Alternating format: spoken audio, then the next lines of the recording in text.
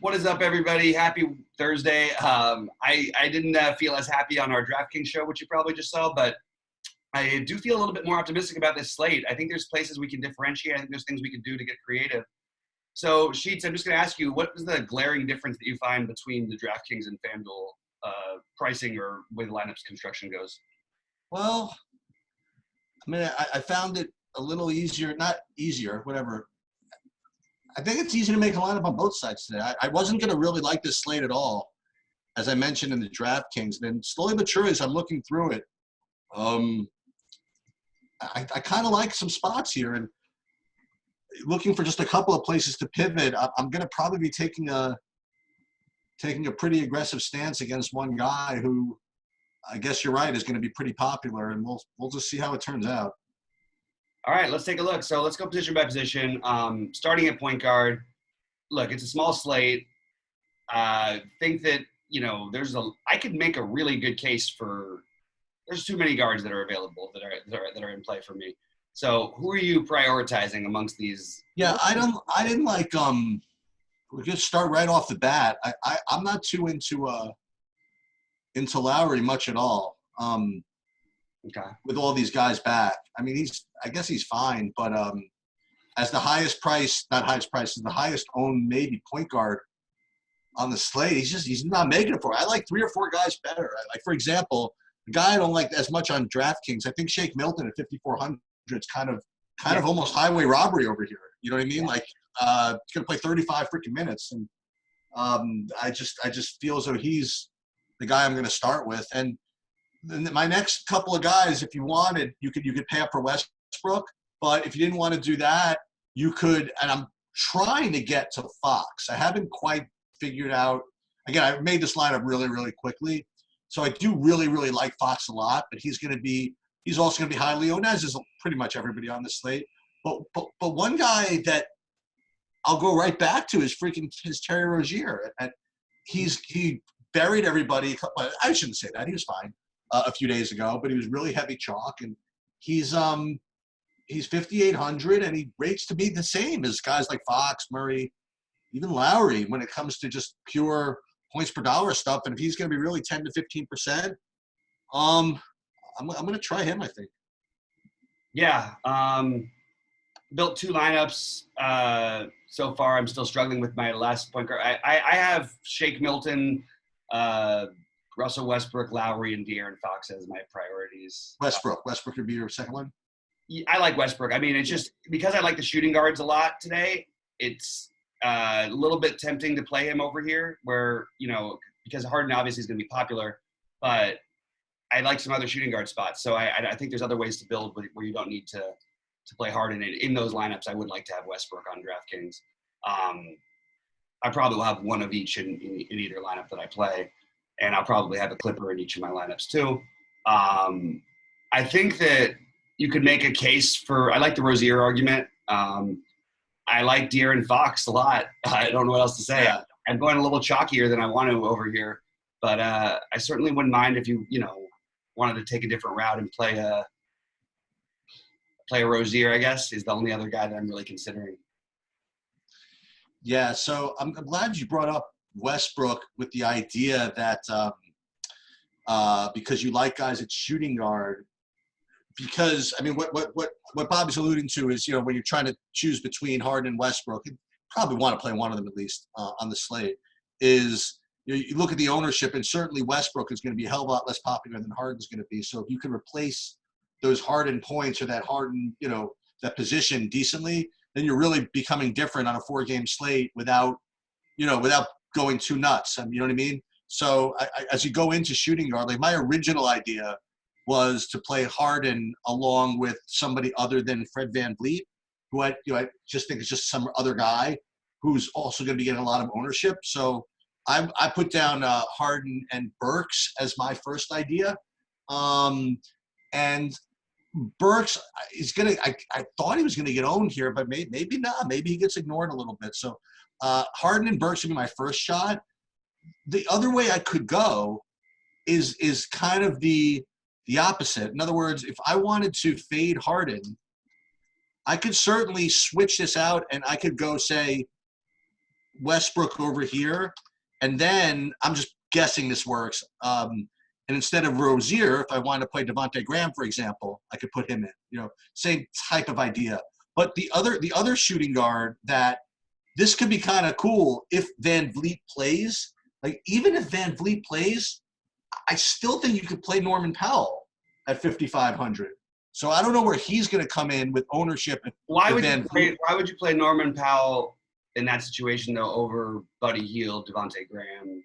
That's the only part I can't get behind. Okay. I get it. I understand it. Like, but I just feel like if they're all healthy, it's tricky stuff. But if they're not, he's a great play. Right. All right. So that's just where I was at. Yeah.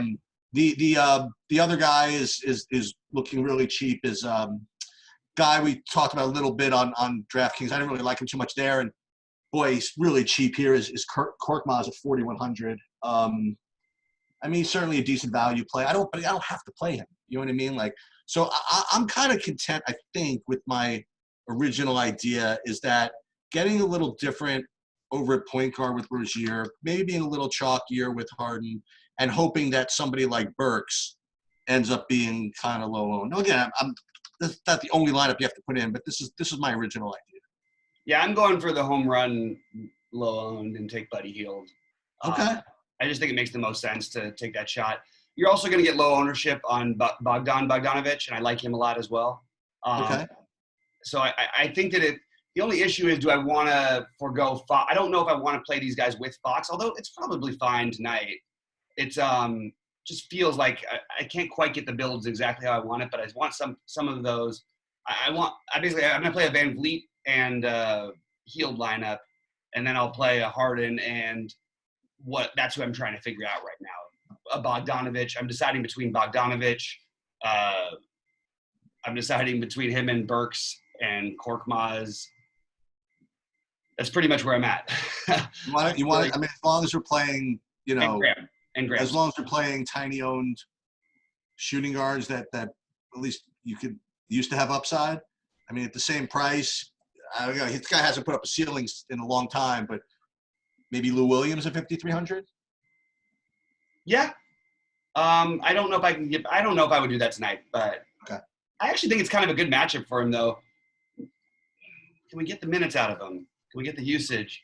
Probably not, but, you know, maybe. You know, that's actually kind of interesting. Like, he's off the board. I think I just would prefer to go with Buddy Hield, but, you know, Lou Williams, it's a good matchup for him, you know, former Houston player also. I'm open to it. I think that's an interesting call. I like that, actually. 4-game slate. Okay. Yeah. All right, so small forward, I think we're going to end up similar on here. So the top-rated guys for me are kind of like a draw between Tobias Harris, as usual. Actually, Siakam still. He's really expensive, but he's looking fine. And the other one is Paul George. So for me, I like Paul George the most. If I end up playing Kawhi in a lineup, I wouldn't play George with him. Mm-hmm. But George, to me, is the preferred of all three of those guys. So just for fun, I wanted to see if there was anybody else underneath that. So this is, for me, a decent drop to the next bunch of guys. But I just, for no other reason, because I want to throw out someone else here. And I had a Sacramento guy, I had a couple of Philadelphia guys. I thought Harrison Barnes is fine enough at 4,700 playing minutes. Just to kind of get a little bit of a game stack going with that. If I have Milton and Burks, and then I can get maybe Barnes at the elite or something like that. Having Fox would be nice as well, but I think Barnes is fine enough on a 4-game slate at 4,700. Mm-hmm. Yeah, it's pretty straightforward for me. One guy I want to mention who you mentioned on DraftKings, Daniel House, I think is in play. 3,900 as a long shot play. You could play him and Barnes. I personally think that it's going to be mostly George and Harris for me. And then I'm okay with, I like Barton. Bridges, low ownership, that's appealing kind of. Sort of debating between these guys, but I sort of like the Daniel House thing also. He's going to play minutes. Again, it's Houston, so every game environment's good. I don't know that I love him, but I think I'm open to it. I'm sort of struggling with small forward because I really feel like, why am I just not playing Paul George and Tobias Harris and everything? It's just easy enough to do it. But I can see. I'll probably throw Bridges into a lineup or two also. Yeah, that's probably what I'll do. Yeah, I think with a little Barnes maybe. Harris is fine. I mean, I do think, again, I think my analysis is very similar to that on DraftKings. I think that, gun to my head, I think Harris puts up more fantasy points than Paul George. Like if I bet it 20 times in a row, just, with no penalty for losing by more than 10, for example. But I think in the GPP, I just think George, just has a better ceiling. I think that George actually does outscore him more often here, but it's hard to know because we haven't really seen Tobias. Like even I just know Tobias Harris's game from the past, and people, he might have the blow up game like he did the other day. Whenever anybody's been out, it's never really affected him much. Like he was never the guy who just took over. Like he's not like exactly an ISO guy. He doesn't necessarily need the ball really. Like I don't know. So I'm much more into Paul George here than I am Harris, but I do like both of them a lot. Okay. Maybe if you did want to get different though, like the Miles Bridges thing is kind of starting to speak to me a little bit. I think that does make some sense. All right, power forward. There are three guys that look good, and then there are three other guys just a little bit below them that maybe I want to try. So the guys that look good are all at the top. Horford, Kawhi, and Covington, right? So those are again, gun to my head, three highest scorers, whatever. Just give me those three guys, whatever. And they're all pretty good values. These also, I presume they're all going to get owned. So if you want pivots, you want other guys, I put one guy in here, as I mentioned earlier, Bielitsa, who, again, just because, have some Philly exposure to, maybe I'll run a little stack there. And he's fine enough at 4,900.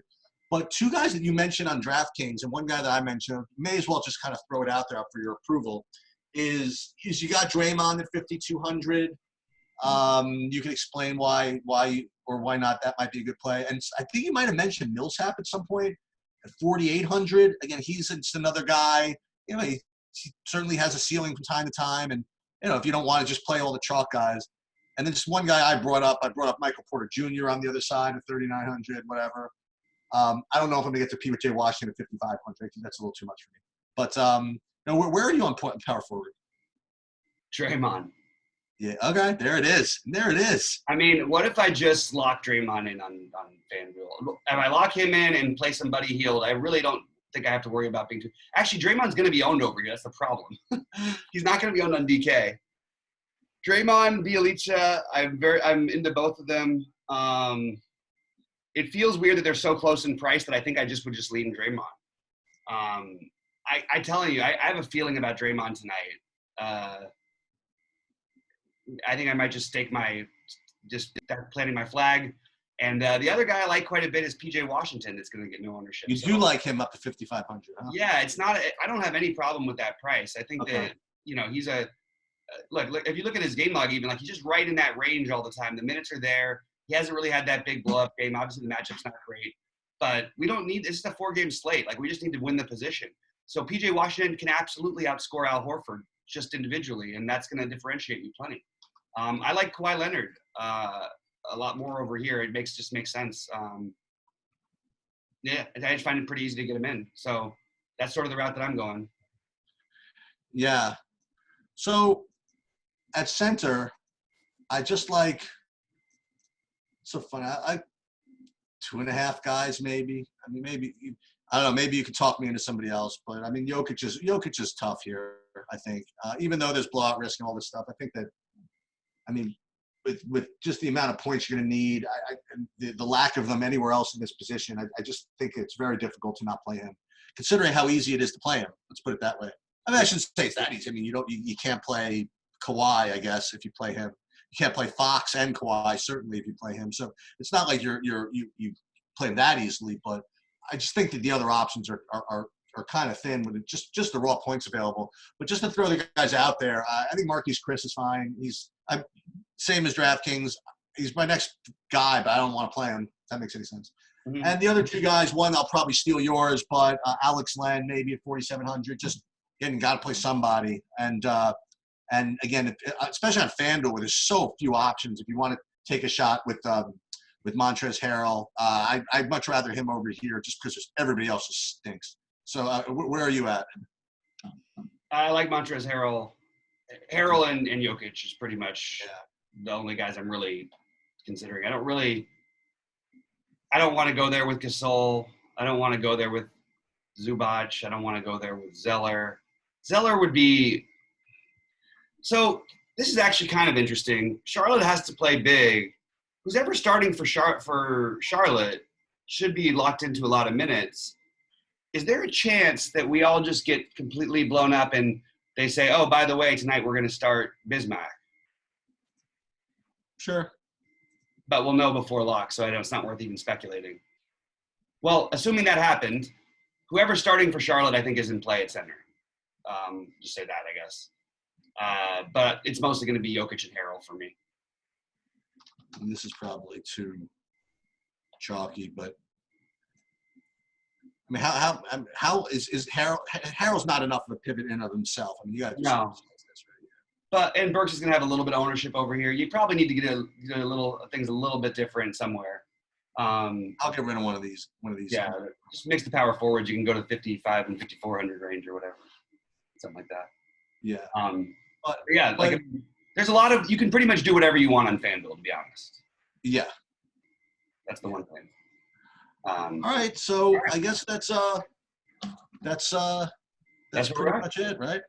That's pretty much it. All right. Well, guys, good luck. We'll see you at the top of the leaderboards tonight. Remember, I've got a 5 Eastern show on QLTV.